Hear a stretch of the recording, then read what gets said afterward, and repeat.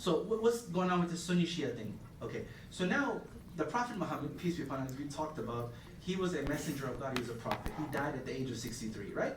So 40 he was given prophethood, he died at 63, his prophethood lasted, I'm not the best at math, 23 years. I'm just joking, right? 23 years, right?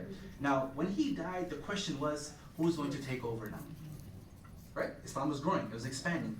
Who's going to be the next caliph or the leader? Who's going to take charge? This is where two groups came up. Sunni or Sunnah mean the people that followed the way of the Prophet Muhammad, right? Peace be upon him. They said we need to elect some of the senior companions. One would say disciples, in Arabic we say Sahaba or companions, translation, to get them together and for them to elect, more of a democratic approach if you will, elect the most qualified person. Okay? The most qualified person. This was the Sunni understanding. So today when you look at the numbers, there are about 85% of the world have a Sunni background, right? 85% of the world. The Shiites, they said no, this has to be in the lineage. The person that we choose has to be in the lineage of the Prophet Muhammad. This is where it was a bit problematic because they said we cannot, you don't give this type of leadership to someone simply because they're related. Now if we vote and elect and they somehow happen to be in the lineage, okay, but you cannot just pass it over. So this is where the split came. So if you see, it was not a theological split, it was a political split. Political split, right? Now, of course, Sunnis and Shiites have been living next to each other for so many years. So many years. It's just now that you see so much sectarian violence. And that's why you have to ask the questions, how did this come about? So you know when you and I get a little clip on CNN or MSNBC or whatever it is, or whatever social media platform that you see, and it's like 20 seconds or 30 seconds, keep in mind, there's a lot more going on behind that. Don't take that at face value, but this is what happens, this is what we do. We take it at face value, we say Sharia is awful because look at this picture that they showed.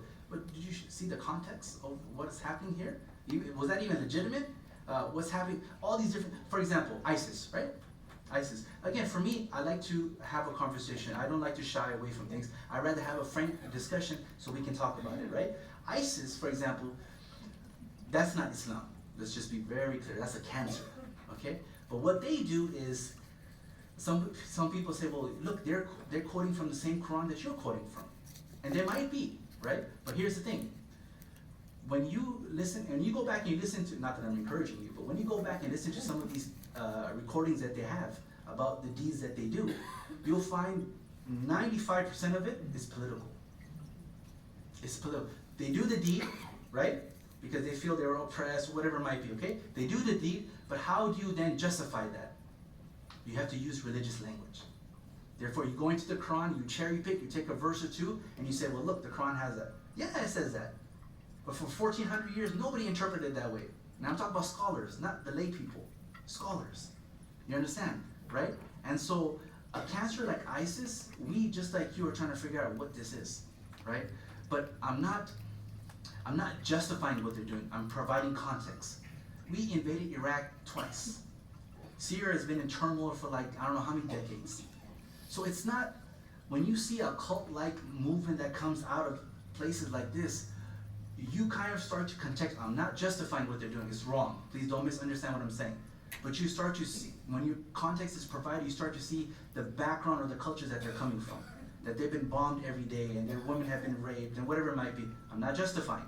I'm just trying to provide some context, right? And so when you see that at a deeper level, it's a lot more confusing than it is. It's not as clear cut as what you see and what I see. And I, just like you, have questions as well, right? But to be very clear, and I don't mince my words, the Islam or the quote Islam of ISIS is not the Islam that we follow. That is alien to us as it is alien to you, right? That's not the Islam of my parents. That's not Islam, as I said, of our mosque or any mosque.